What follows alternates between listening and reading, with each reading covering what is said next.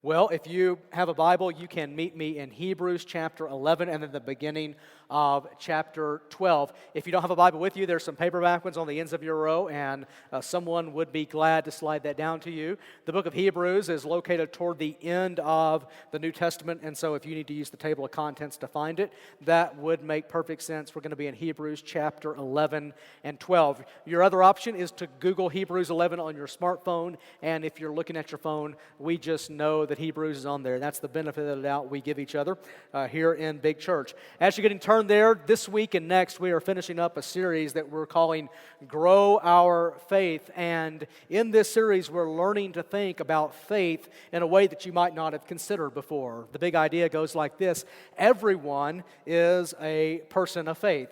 We are accustomed to saying that I'm a person of faith or I'm not really a person of faith. We think that faith is something some people have and some people don't. But when you know what faith is, you really can't say that anymore. So we are learning this from Hebrews chapter 11, and it begins with a definition of faith that anybody can relate to, whether you would call yourself religious or not. It begins like this in Hebrews chapter 11, verse 1. Now, faith is the assurance of things hoped for and the conviction of things not seen. Faith is about things hoped for and things not seen. Anytime you see the word hope in Scripture, it's referring to the future. And here's what hope gets at. Hope acknowledges that how we experience life today is not simply a product of our present circumstances, but it's also a product of what we think or what we imagine or what we anticipate the future will be. So you are not simply a person who lives in the present, no matter how many times you tell yourselves, just be present and live in the present. You are hardwired, we would say by God Himself, you are hardwired to think about and to imagine what your future is going to be like. And your mood today is probably not just a product of whatever you're experiencing today, but is also a product of what you think your future is like. The example we use a lot is if you give two people the same job, let's say it's a routine, mundane, mind-numbing job, and you tell them that they're going to have to do this job every day for a year, over and over again, no breaks, no vacations, no weekends, no sick days. You're going to do the same job over and over again every day for a year. But you tell one of them that at the end of the year, they are going to be paid $20,000 for doing this job. And you tell the other one that at the end of the year, in the future, they are going to be paid $1 million for doing this job. Though they are doing the same job and though they have the same daily experience, they will think very differently and experience it very differently based on what they imagine the future to be. That's the power of hope. Faith is about things hoped for and things unseen, which could refer to things that are real, but we have not seen them because they're not made out of stuff. God would fit this category. And things that happened in history that really happened and have shaped who we are today, but we weren't there, so we did not see them happen. So our little summary goes like this. Faith is about things that we have not seen yet, things that we cannot see, and things that we did not see.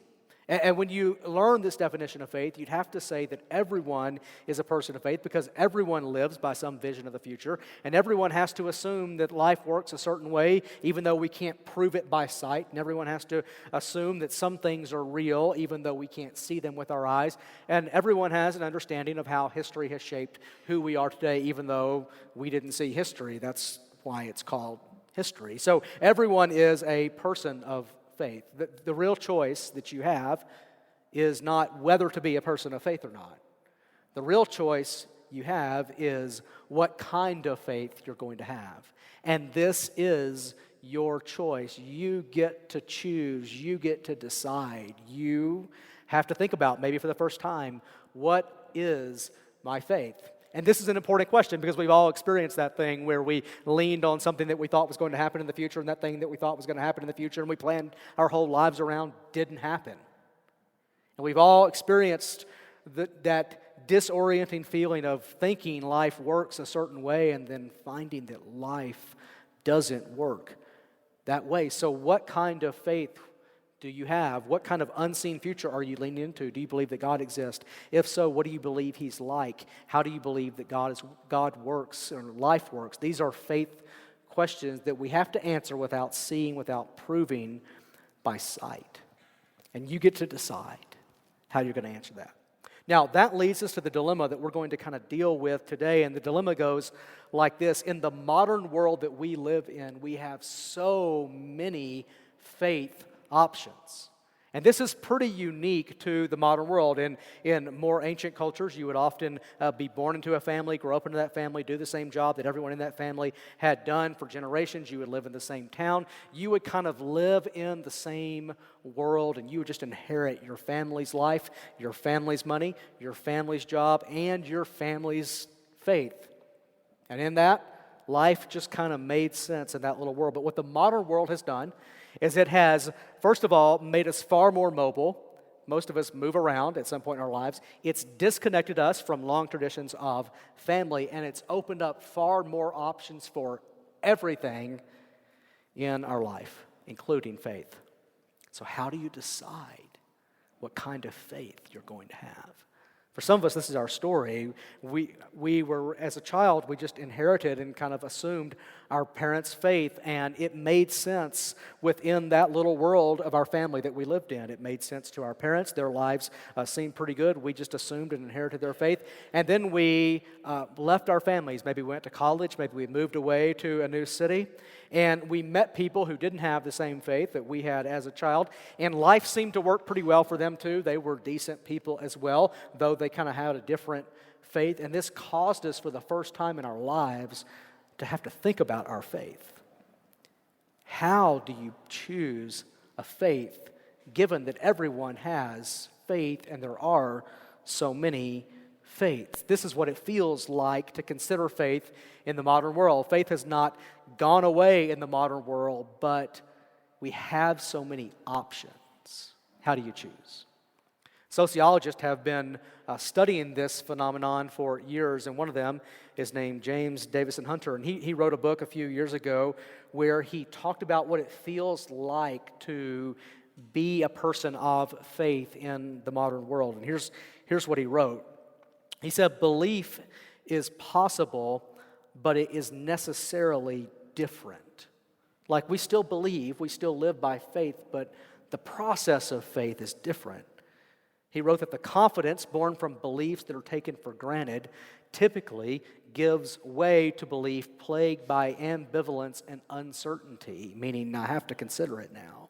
In such circumstances, one is no longer enveloped by a unified and integrated normative universe, but confronted by multiple and fragmented perspectives, any of all of which may seem on their own terms eminently credible. That's just sociologists speak for you grew up in your family and it all made sense, and then you got exposed to people who are unlike you, and suddenly I live in a fragmented world with multiple perspectives, all of which seem eminently credible. This social situation obligates one to choose, but once that choice is made, given the ubiquitous presence of alternatives in a market culture oriented toward consumer choice, meaning the world just gives us more and more and more choices to make, one must reaffirm that choice again and again.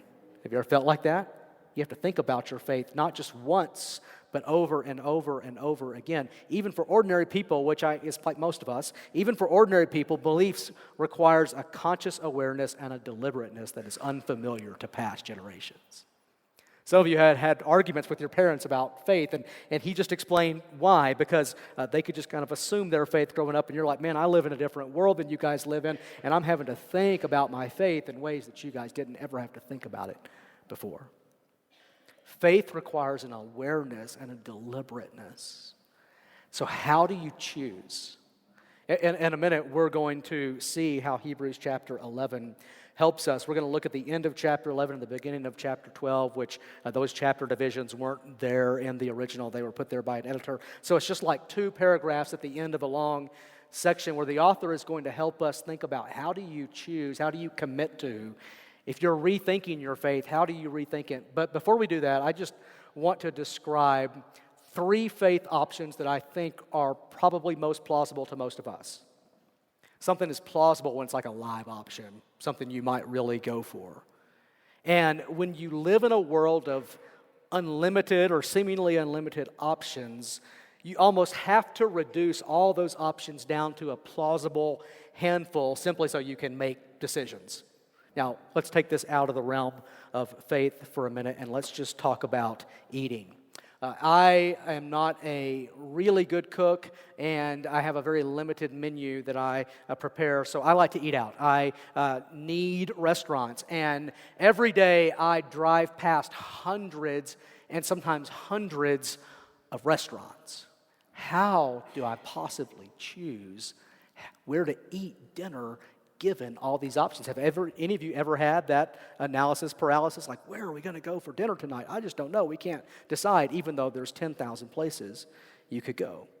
Every day I drive past hundreds of restaurants, and some of them I drive past, I'm not really even aware that they exist.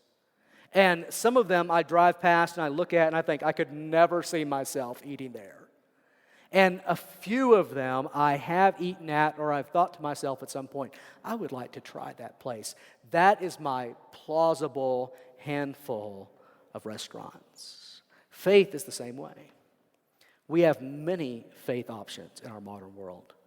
Only a few of them are probably live options to us. For example, any of us could choose to convert to Islam. I doubt that most of us consider that a live option. We can't see ourselves in it. Many in our city think of Christianity that way. The only thing they know of Christians is what they see on TV or read about in the New Yorker, and so they really don't consider it a live option. That's one of the reasons our church exists. Our church exists to make Christianity, the historic Christian faith, a plausible option to people in Denver who don't know a Christian. So here are three faith options that I think are most plausible for most of us. The first one we're going to call the historic Christian faith. And throughout this series, we've said we have to admit that Christianity is a kind of faith because we assume some things about how the future is going to go based on what Jesus taught us, even though we have not seen that future yet. And we believe some things about what God is like, even though there's a lot about God we don't know. What we do know and what we do believe He's like, we believe based on what Jesus has taught us, even though we have not seen and can't see God. And we believe that events that happen in history, principally around the life and the teaching and the death and resurrection of Jesus, have shaped who we are today, even though we did not see those things happen. So Christianity is all about things we have not seen yet, cannot see, and did not see. So Christianity is a kind of faith. We're going by historic Christian faith. I mean this. For almost 2,000 years since Jesus and his first generation of disciples, this gospel of Jesus and the message of Jesus has gone into diverse cultures throughout the world, even with all the historical diversity and even with all the cultural diversity where Christians have been situated. There are some things that Christians have always believed and some ways that Christians have always lived. So if a 21st century Denver Christian were to meet a 2nd century African Christian, though we would be different in a lot of ways, we would also have a lot in common, particularly as it pertains to faith. So we're going to call this the historic Christian faith. Now, the second live option we're going to call secular faith. And secular is a big bucket that catches a lot of people and has a lot of diversity within the bucket. The word secular literally means not based on a religion. So if you don't follow the teaching of a particular religion, then even if you're spiritual, you would fit into this big category called secular. Secular basically allows you to choose your own faith and to construct your own faith. Now, we don't sometimes think of secular as a faith, but even non-religious people have expectations about how the future is going to go. They even have hopes about what's going to happen in the future. They believe that some things are real and that life works a certain way, and there's just some way things are and have to be, even though they have not seen it yet. And they have an understanding of how who we are today is a product of things that have happened in history that we did not see. And that's what faith is. So secular is just a way of making sense of unseen things that's not based on religion or not based on the teaching of a religion and allows you to make sense of those things for yourself. We could say this is a non-religious or what we're going to call a secular faith. So our first two live options are historic Christian faith and secular faith. And many of us probably assume that those are the two live options. Like it's pretty binary. You're either a historic Christian or you are secular. But there's a third option that really deserves its own category because it is its own unique and distinct kind of faith. We're going to call this one modernist Christian faith.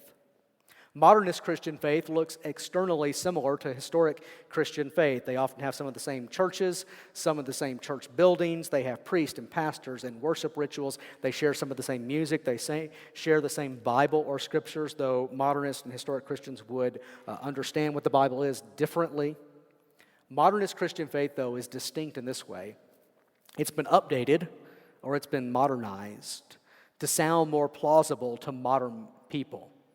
This tendency first arose in the late 1800s when theologians and scholars and pastors in Europe and North America said, we need to update the Christian faith to be more plausible to the modern world. And they called themselves the modernists or the modernist movement. So this is just the tagline that they used for themselves. And it worked like this. If the historic Christian faith taught and teaches that Jesus one day will return and he will judge the living and the dead and he will establish a kingdom that will last forever, modernists said it's difficult for modern people to believe in judgment, and somehow that seems inconsistent with the love of God, which modern people do believe in, and so we need to update the story to not include this judgment piece. This becomes it's a very distinct kind of faith, and modernists will tend to update it at any point where modern people find it difficult to accept or they find implausible the teachings of the historic Christian faith, whether it be teachings about who God is, teachings about what Jesus did, or teachings about how we live in light of that. Now, I would guess that these are the three most plausible faiths to most of us: historic Christian faith, secular faith, and modern Christian faith. Some of us have probably switched between them, or right now we're in process of trying to figure out where we're going to land. I grew up in modernist Christian faith. It made sense to my parents, made sense inside the family and the intellectual world I was raised in. And then in high school, a teacher sat me down and explained to me and showed me how the historic Christian faith is not the same thing as modernist Christian faith. And it was kind of uncomfortable for me. And for the first time in my life, I had to think about and to reflect on what is my faith? What am I going to bank my life on? So some of us have probably experienced this. Some of you might have grown up in historic Christian faith and you went to college or you moved to Denver and you suddenly lived in a world that challenged your faith assumptions, and now you would say, I don't want to leave Christianity altogether, but a modernized version might be more attractive. And now you have to come to terms with this. It might be more attractive, but it's not the same thing as the historic Christian faith. Some of you might think that religion of any kind seems implausible, and so you've settled into a kind of secular faith, and that doesn't necessarily mean that you don't believe in God or have a spirituality, but you don't think those beliefs should be based on a teaching of a religion, and so you don't base your understanding of who God is and how life works and how the future is going to go on a particular religion or as part of an organized church. And so you have a secular kind of faith. But you might be wondering, is that the best place to land? Now, regardless of where you kind of land or where you are, here's what we all have in common. We all have this in common. It sometimes feels difficult to choose faith in the modern world. And then once you've chosen a faith, other options will still feel live or will still feel plausible, and you might continue to wrestle with questions of faith for your whole life. So how do you choose a faith? And then once you've chosen one, how do you stick with one you've chosen? All that brings us back to Hebrews chapter 11.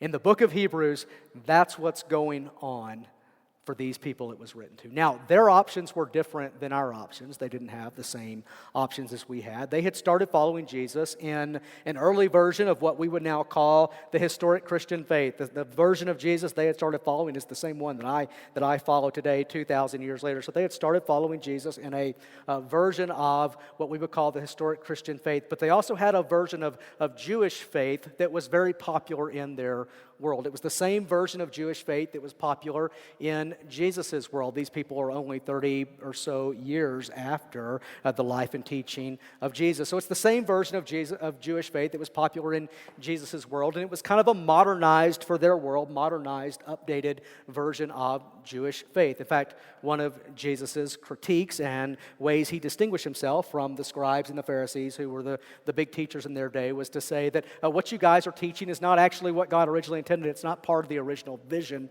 of the Jewish faith. So they kind of had to choose between this new Jesus faith, which has become the historic Christian faith, and this modernized Jewish faith.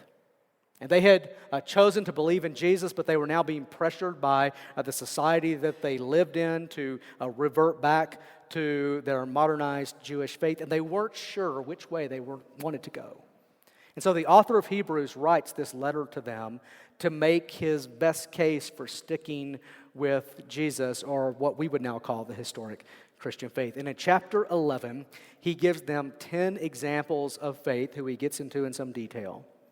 And he says, our faith today is contiguous with these 10 examples. These examples were Abel and Enoch and Noah and Abraham and Sarah and Isaac and Jacob and Joseph and Moses and Rahab, a prostitute. And then he says in verse 32 that there's plenty of other examples he could cite if he had time. So he says this, and what more shall I say? For time would fail me to tell of Gideon, Barak, Samson, Jephthah, of David and Samuel, and the prophets, who through faith conquered kingdoms, enforced justice, obtained promises, stopped the mouths of lions. Like, we have so many more examples of faith. Now today we're asking this question. For the past few weeks, we've taken each one of those examples one by one. We've asked, what can we learn from their example, and what did God use in their unique circumstance to grow their faith, and how might he use it in ours? But today we're asking this question. Collectively, taken as a whole, what do all these examples mean? And that's what the author gets into at the end of chapter 11 and the beginning of chapter 12. He says, now when you pile all these examples up, though they each have some uniqueness, here's what they all mean when taken together. And it helps us decide what kind of faith to have. Look at how he does it in verse 39. We're going to read from chapter 11, verse 39 through chapter 12, verse 2, and we'll come back and pick up more of chapter 12, verse 2 next week. He says, all these, though commended through their faith, did not receive what was promised, since God had provided something better for us, that apart from us they should not be made perfect. Therefore, since we are surrounded by so great a cloud of witnesses, let us also lay aside every weight and sin which clings so closely, and let us run with endurance the race that is set before us, looking to Jesus, the founder and perfecter of our faith, who for the joy that was set before him endured the cross, despising the shame, and is seated at the right hand of the throne of God. Here's what these all mean together. These mean that we are surrounded by what the author called a great cloud of witnesses. That's what they do together. Together, they are a great cloud of witnesses. Now, a witness is someone who sees and testifies to what they have seen. This is one of the best ways to test what we cannot see. Maybe someone else has seen what we cannot see, or their life has proven what we cannot prove, and so we can look at their life and look at their witness, and we can have confidence.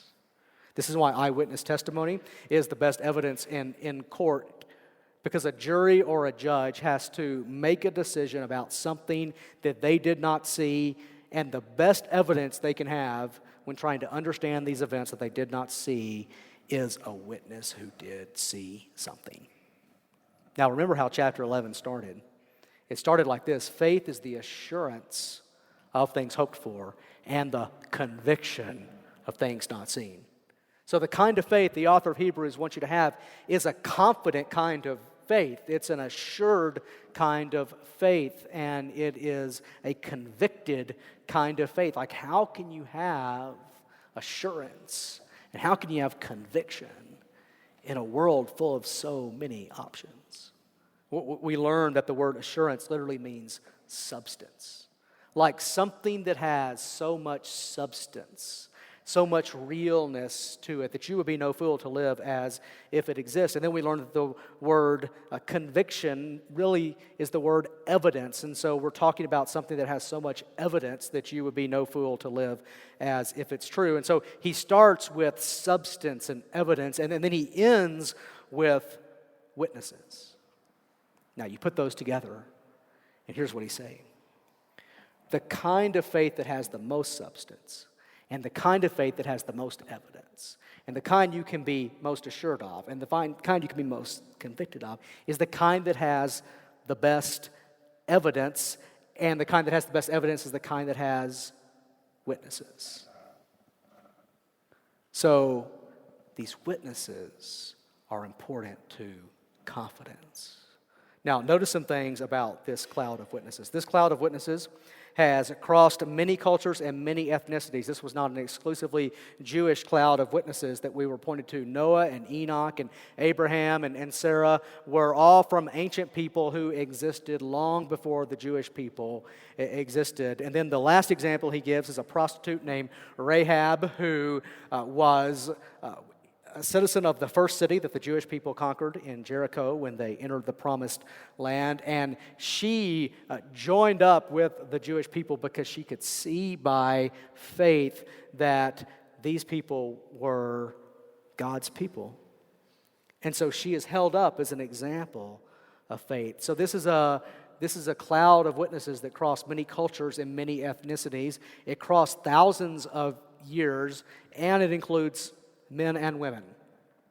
So the historic Christian faith is rooted in a cloud of witnesses that crosses millennia and cultures and includes all kinds of people. Now, what does this cloud witness to? What do their lives and what do their actions say to us? That's what verse 39 and 40 is about. They're about some things we can be confident in because their lives and their actions witness to it.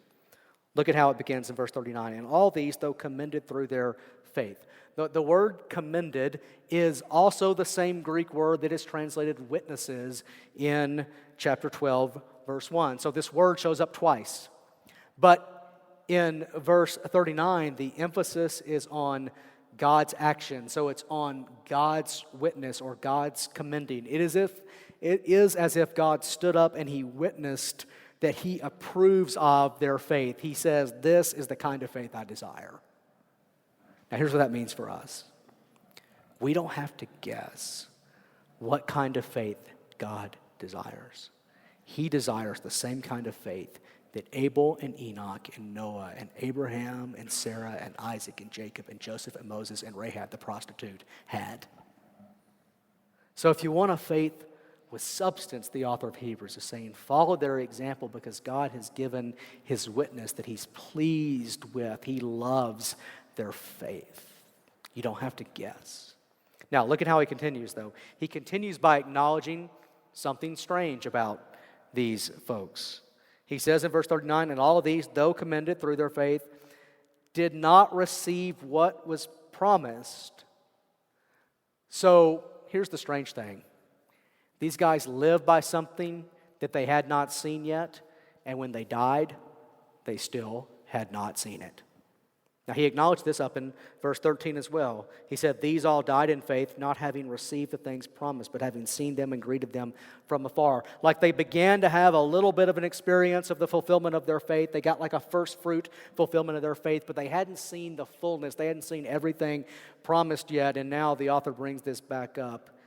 He says, these did not receive what was promised. Now, how is that helpful? How can a witness to something that they didn't receive? That's the question.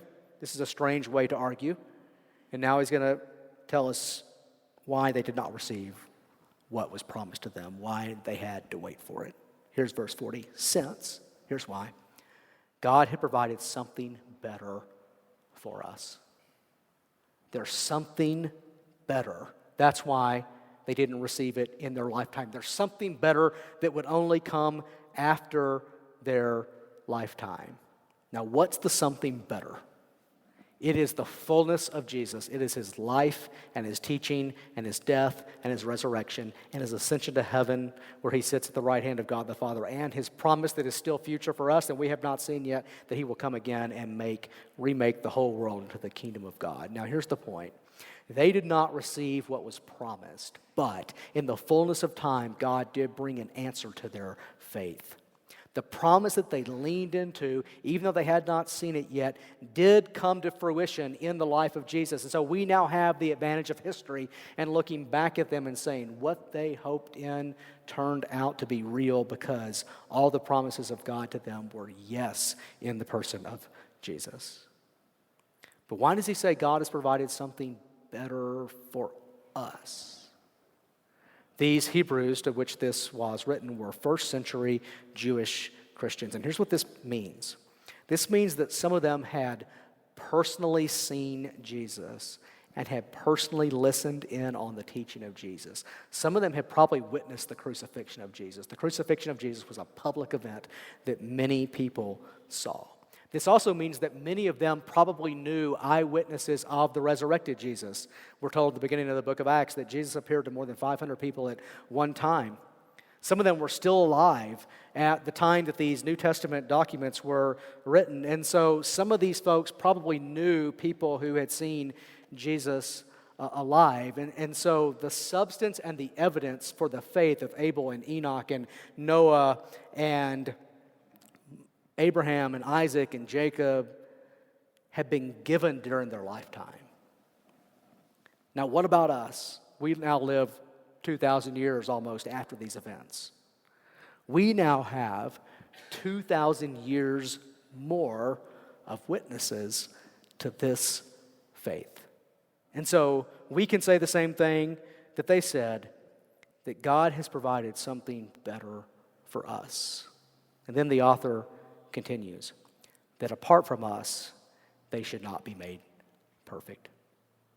Every Christmas, I would wake up earlier than either of my brothers because they were many years younger than me, and so I knew what Christmas was about, and they weren't quite yet aware of what Christmas was about, and so I knew you needed to get up early because what was getting ready to happen was so incredibly exciting. It was like what we had hoped for and longed for months. And so I would wake up early on Christmas morning, 4:30, 5 o'clock in the morning, and I would go in and I'd wake my parents up, and my dad would say, "We can't go downstairs to see what Santa brought until your brothers get up." And then my dad would commence, my brothers would finally get up, and I would go, "Now can we go?" And then my dad would commence this long Christmas morning grooming routine he had. He would strip off his underwear and go into the shower and take the longest shower he ever took. And then he would meticulously shave, and then he would comb his hair, and then he would try on several different outfits, and he would say, "Wait, I got to get the outfit right because we're going to take pictures," and he would try on different sweaters and pants and pose and stall. And then finally, when it was finally time, when the whole family was gathered, we would all rush downstairs together, and we would have Christmas together. I didn't get to go down before my brothers got to go down. They didn't get to go down before mom and dad got to go down. We all went down together. It was not a private thing that I got to enjoy by myself. It was something we only got to enjoy as a family. That's what the author of Hebrews means. Here's the picture. All these people of faith of old have died, having not yet seen what was promised. And then they went to heaven to wait. We learned a few weeks ago that heaven is a place of waiting and longing. It's not a place where everyone's really perfectly content. It's a place where people are happy, and then they're also going, how long? How much longer? How much longer? They had to go and wait for these first century Christians. And these first century Christians also died without seeing the fullness of what was promised. They saw a little bit more because they saw the birth of the Messiah, and they heard his teaching, and they saw his crucifixion, and they knew about his resurrection, and they knew he was ascended to the right hand of the Father, but they had not yet seen the full-blown kingdom of God. And so they died, and they went to heaven to wait. So we can now say the same thing about us that they said about the saints of old. We can now say, apart from us, they will not be made perfect. And then one day, if this thing doesn't finish up in our lifetime, if Jesus does not return, then one day we will all die, and your kids' pastor will stand up and will look back at us, and we'll look back at the Hebrew Christians, and we'll look back at the 2,000 years of Christians worldwide, all over the multicultural, and we'll look back at all these saints of old, and we'll say, apart from us, they will not be made perfect. And on the story will go until all of the family is up and gathered in by faith in Jesus. And the whole family will be gathered before any of us gets to see the fullness of what we have been promised. So here is what their lives witness to. That God is pleased with their faith. Their faith is the kind of faith God desires.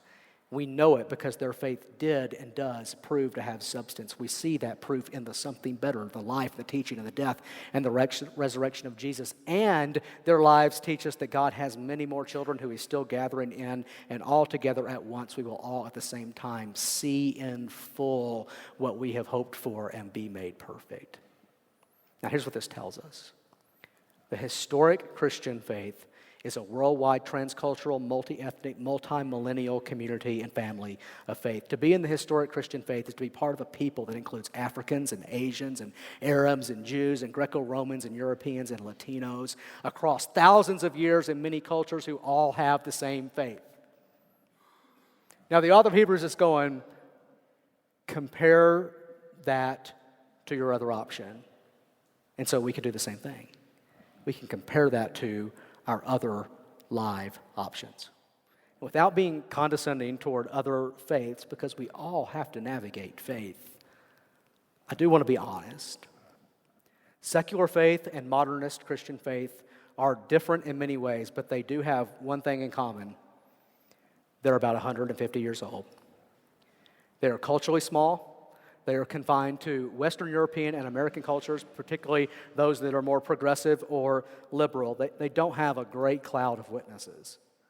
They haven't been plausible to any culture or any people before us or beyond us or outside of us. To rely on them is one giant, blind leap of faith. Secularism has not proven it can sustain a society for even 200 years. Even today, authors and scholars and novelists are questioning the veracity of this project where we all get to choose our own faith. Modernist Christian faith has not proven itself powerful for 2,000 years. The first generation of modernist Christian faith in America arose around 1900 and really flowered from about 1900 to 1940. After 1940, they had very few spiritual children. Most of the parents who believed it didn't even convince their own children of it. Today, they are in massive decline, like their numbers are literally shrinking. That's their witness. We have emerging today a new generation of modernist Christian faith being led by Gen Xers like me and millennials like you guys. And they are trying to construct a new version of modernist Christianity and to accommodate the points that modern people find difficult to modern culture, all in the name of saving Christianity. What are the chances that will transcend cultures and generations? There's no evidence. So here's your choice. Historic Christian faith, modernist Christian faith, or secular faith. How do you choose? How do you decide which is more reliable? The author of Hebrews says, look at the witnesses. To be connected to the historic Christian faith is to be connected to a multi-millennial, trans-generational, trans-cultural, multi-ethnic, diverse people who all have the same faith and their lives have proven that it's reliable. Now, there's one more little nuance to this passage, because the word witnesses is also the word that we sometimes translate martyrs. Like, there are some people, there's not all of us, but there are some people who die for this faith. They are martyred in their witness. And the chief example of that is the one the author calls the founder and the perfecter of our faith. So, let's conclude with where we're going next week. Therefore, since we are surrounded by so great a cloud of witnesses, let us also lay aside every weight and sin which clings so closely, and let us run with endurance the race that is set before us, looking to Jesus, the founder and perfecter of our faith. Do you want to see what faith looks like perfected? Do you want to see the perfect faith? Look at Jesus. Jesus is a man who had to live by faith. He had to live by a future that he had not seen yet. To live by that future, he had to go to a cross. He had to experience the most excruciating pain. It was a multifaceted pain. It was the most awful form of torture and execution that a human culture has ever come up with. Crucifixion was. It was designed to create maximum physical pain. But even beyond that, the crucifixion of Jesus was in some mysterious way a separation of the intimacy that he had with his Father for eternity. So he had to endure that. How did he endure that? He endured that by imagining a future. Looking to Jesus, the founder and perfecter of our faith, who for the joy that was set before him, like there was joy that he had not seen yet, who for the joy that was set before him endured the cross, despising the shame. And how do you know his faith had any substance? How do you know the joy that he had not seen yet had any reality to it? Well, the author of Hebrews doesn't end there. This is why he concludes the way he concludes. And is seated at the right hand of the throne of God. To be seated at the right hand of the throne of God, Jesus had to be raised from the dead. So here's the idea. Jesus endured the cross by leaning into the future joy that he had not seen yet. And then on Sunday, after being crucified on a Friday, that joy that was future became present for him.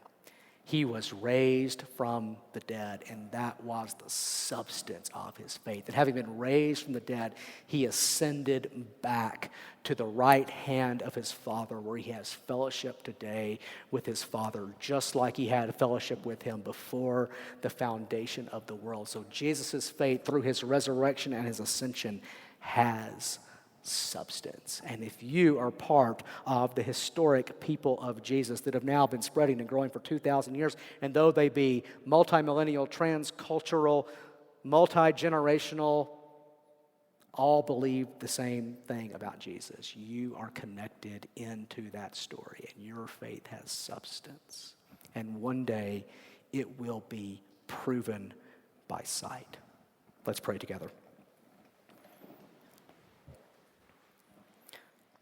Father, we love you, and we thank you that you don't just want us to trust you, but you actually give us evidence to trust you. And so thank you for giving us all of these witnesses whose very lives tell us that this is the kind of faith you love, this is the kind of faith you want, this is the kind of faith you reward, this is the kind of faith that has substance. And thank you not only for giving us all these witnesses, thank you not only for giving us our brothers and sisters for 2,000 years of following Jesus and for years to come until you gather in all your people, but thank you also for giving us the death and the resurrection and the ascension of Jesus, which is your guarantee to us that your faith is not in vain. Would you take that and would you apply it to each one of us today? So some of us are wrestling with faith and we're wondering where to put our roots down.